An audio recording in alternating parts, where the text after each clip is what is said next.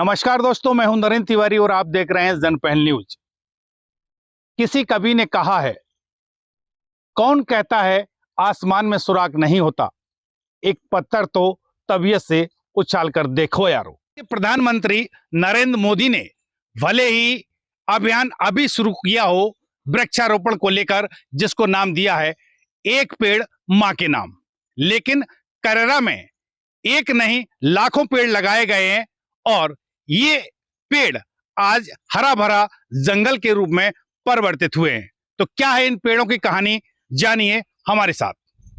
हरे भरे जंगल का यह नजारा है करेरा वन परिक्षेत्र के बनगवा बीट का, जहां जुगहा में नर्सरी का निर्माण हुआ है।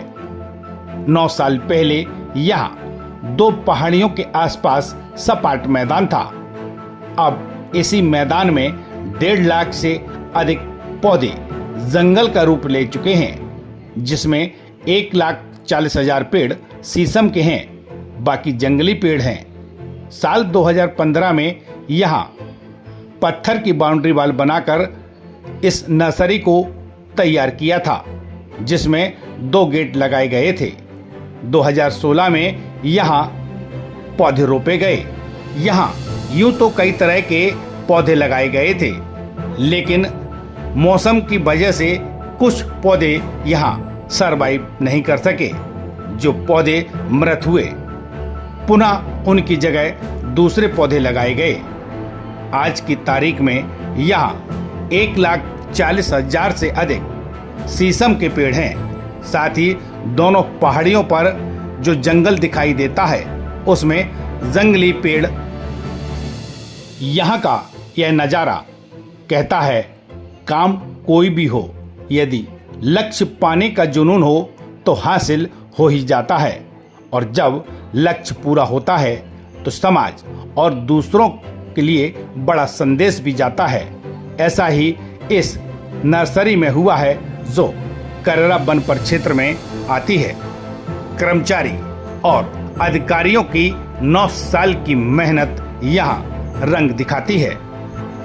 सपाट मैदान से आज हरा भरा जंगल यहाँ सकारात्मक पर्यावरण की एक पहल है, क्योंकि इस प्लांटेशन को जब लगाया गया था तो विरोध भी हुआ था। निश्चित तौर पर वन परिक्षेत्र करेरा वन मंडल शिवपुरी में जुगहा वृक्षारोपण एक सकारात्मक पर्यावरण की दृष्टि में एक पहल है। 2015-16 में जब इस वृक्षारोपण को लगाया गया, उस समय बड़ा ही आसपास के किसानों का एक नेगेटिव फीडबैक था कि चारों तरफ से ज़मीन को घेराबंदी कर दी गई है, आवागमन के रास्ते हमारे बंद हो जाएंगे। परंतु 8-9 वर्ष के अथक प्रयास और मेहनत से जो आज जंगल वन आच्छादित वहाँ हुआ है, वो देख के आसपास के लोग न सिर्फ प्रसन्न हैं, बल्कि उनके लिए, उनके पशुओं के लिए घास उपलब्ध हो रही है, और उनके गांव के आसपास एक बड़ा अच्छा माइक्रो क्लाइमेट डेवलप हो गया है। वनों को आच्छादित उस पहाड़ी को देख के न सिर्फ उस गांव के आसपास की शोभा बढ़ रही है, वरन आसपास से देखने पर एक अलग ही सौंदर्यपूर्ण वो पहाड़ी दिखती है। इसमें लाखों कदई के पेड़ प्राकृतिक रूप से रिजनरेट हो गए हैं और एक बड़ा आकर्षित मनमोहक वो वृक्षारोपण बन गया है। स्टाफ की, हम सभी की सामूहिक जो मेहनत, सामूहिक प्रयास, ग्राम वन समिति के सदस्यों का सहयोग, ये सब इसमें बड़ा इम्पोर्टेंट रोल होता है।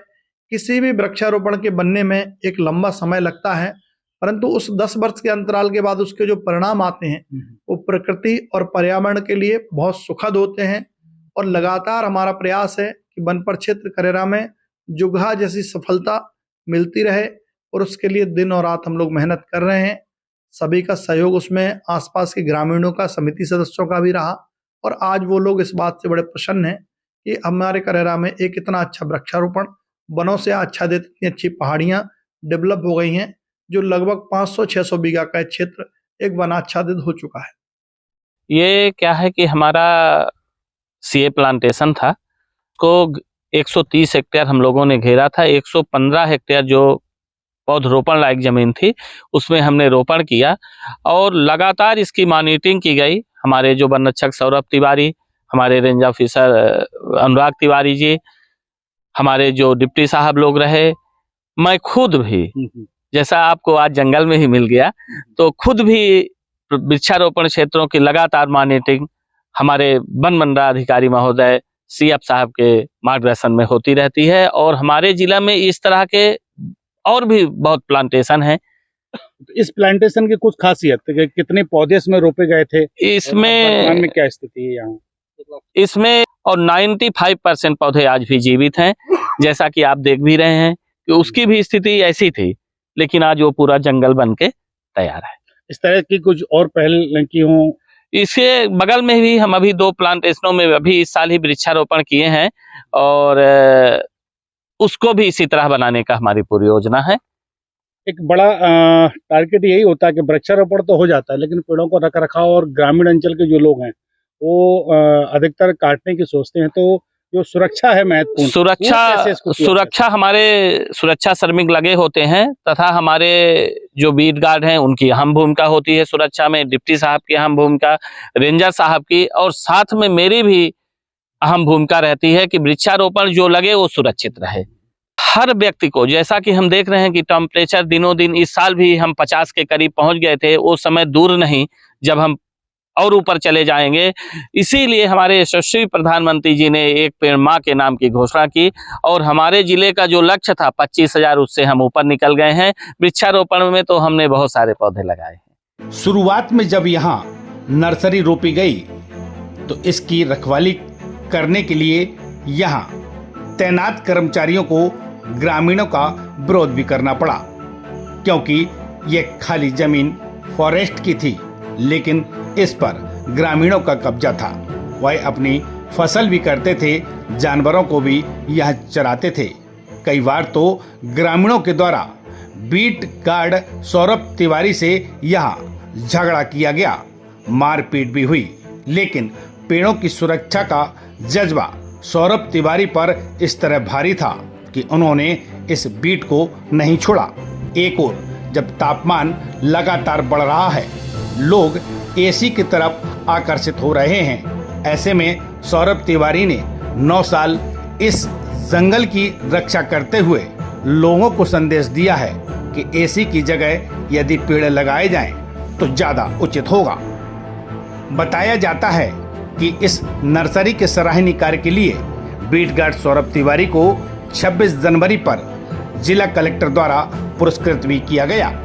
कररा वन परिक्षेत्र में जो आपने अभी देखा है, इसको नाम दिया है वैकल्पिक वृक्षारोपण, और इसके बारे में ज्यादा जानकारी देने के लिए इस नर्सरी की देखरेख जिन्होंने की है, बच्चों की तरह इन पेड़ों को पाला पोषा है, बड़ा होने दिया है और आज ये पौधे वृक्ष बने हैं। सौरभ तिवारी इस पूरी नर्सरी की देखरेख के लिए बीट गार्ड के तौर पर यहाँ तैनात रहे हमारे साथ। हम सीधा बात करते हैं। सौरभ जी, पहले तो बहुत बहुत बधाई कि लाखों पेड़ इस लगभग 550 बीघा जमीन में तैयार हुए हैं, और सबसे बड़ी जो बात है वो होती है इनकी सुरक्षा के लेके। क्या कहेंगे पूरी नर्सरी को लेके? ये वैकल्पिक वृक्षारोपण जो गया है, जो वर्ष 2015 और 16 में यहाँ पर बनाया गया था। 2015 में इसकी क्षेत्र तैयारी का कार्य किया गया, जिसमें वन विभाग के 2 कक्ष लिए गए, RF 457, 458, जिसके लिए सबसे पहला काम इसकी बाउंड्री वाल पत्थर की गई, जो 6470 रनिंग मीटर है, और उसके बाद इसमें 1,40,000 गड्ढे खुदवा करके हाफ फिलिंग कर खाद मिट्टी इत्यादि सारी क्षेत्र की तैयारी 2015 में कर ली गई थी। 2016 जुलाई में जब बारिश हुई, बारिश होने के बाद इसमें पौधारोपण किया गया। उसके बाद से सतत इसकी निगरानी की गई, ट्रीटमेंट भी किए गए, और चूंकि सिंचित वृक्षारोपण था, समय समय पर इसकी सिंचाई भी की गई। इसमें रोपण जितने स्थान पर किया गया है वो 105 हेक्टेयर जमीन है, किंतु बीच में कुछ पहाड़ थे जो पूरी तरह से नेकेड थे, उन पर किसी प्रकार की कोई वेजिटेशन नहीं था।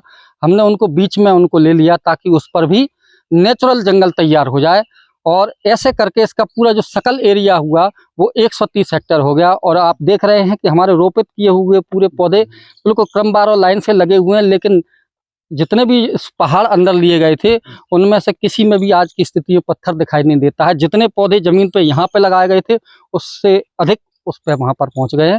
ये बड़ी उपलब्धि है, और देखने में भी हमें बिल्कुल हरे भरे पहाड़ दिखाई देते हैं।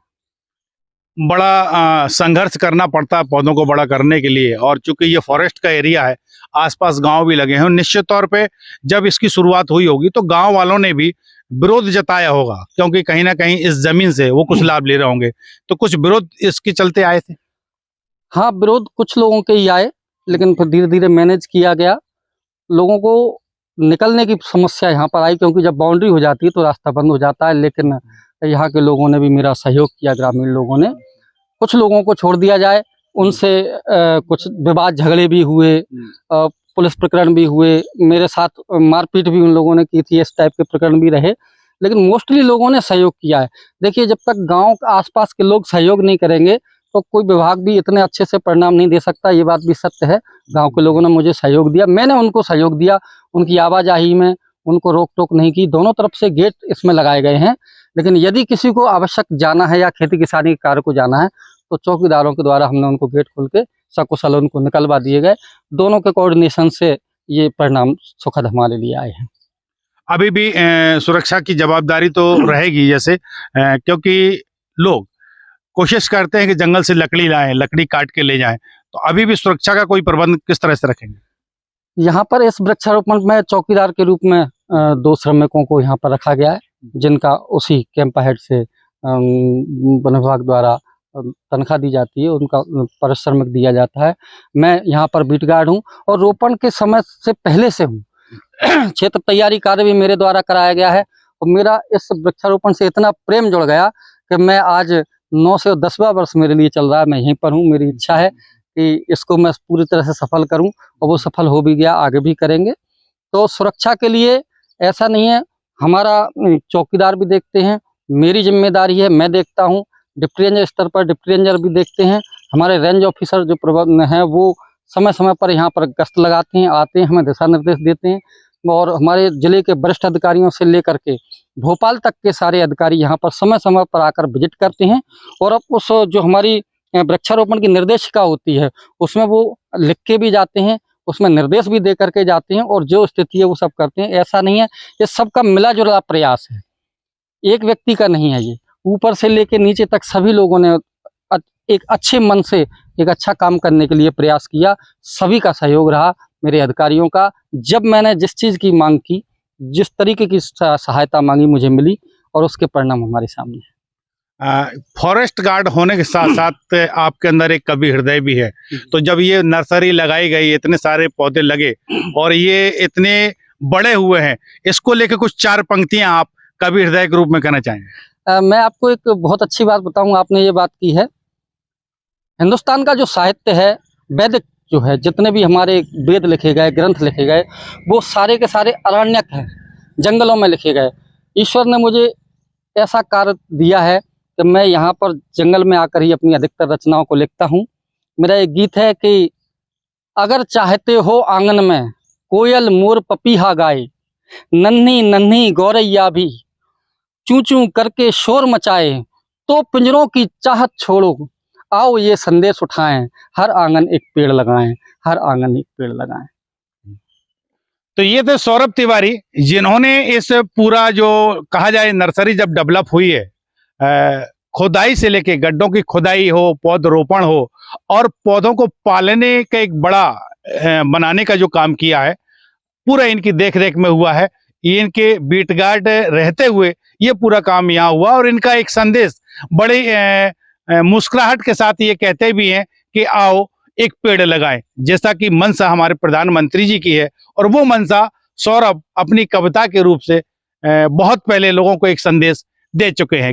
कहते हैं कि जब भी कोई अच्छा काम होता है तो उसका विरोध होना स्वाभाविक होता है, और ऐसा यहाँ भी हुआ, क्योंकि जो फॉरेस्ट की जमीन थी, यहाँ लोगों ने कब्जे किए हुए थे, वो अपनी फसल करते थे, अपने जानवरों को यहाँ चराने आते थे। जब इसकी शुरुआत हुई तो विरोध हुआ, और यहाँ के जो फॉरेस्ट गार्ड हैं सौरभ तिवारी, उन्होंने इस विरोध को झेला भी, उनके साथ मारपीट भी हुई, उनके खिलाफ झूठे मुकदमे भी दर्ज कराए गए, लेकिन उन्होंने हार नहीं मानी। लगातार वह यहाँ परिश्रम करते रहे। उसी का नतीजा है कि आज गांव वाले भी उनकी तारीफ करते नजर आते हैं। गांव वालों की ये प्रक्रिया थी कि अतिक्रमण बढ़ चुके थे, उन्हें हटाने के लिए महाराज ने हटवाया। फिर वृक्षारोपण करवाया। वृक्षारोपण करवाया, अब पौधा हरे भरे देखो अच्छा लगा था। पेड़ों से बहुत फायदा होता है, हरी भरी हवा मिलती है। पत्थर ही पत्थर रह गए थे, पेड़ सब पौधे मिट चुके थे, बैठने के लिए कहीं छाया नहीं थी। अब शासन ने इसमें बहुत अच्छे पौधे लगवा दिए और बहुत अच्छी छाया हो चुकी है। अब आदमियों के लिए सब बनना सहयोग मिलने लगा उसमें से। हाँ, वाले का तो बहुत अच्छा आनंद आ रहा है, अब तो बहुत अच्छा लग रहा है। ये एक नमूना था कररा के वन परिक्षेत्र का, जहां लाखों की संख्या में पेड़ बचाए गए हैं, पेड़ को संरक्षित करने का संदेश दिया गया है। ऐसी भी कई और नर्सरियां अब कररा में तैयार की जा रही हैं। कैमरा सहयोगी संजीव साहू के साथ नरेंद्र तिवारी, जनपहल न्यूज, कररा। क्षेत्र की ऐसी छोटी बड़ी खबरें देखने के लिए जनपहल न्यूज चैनल को यूट्यूब पर भी कीजिए सब्सक्राइब और रहिए खबरों से अपडेट।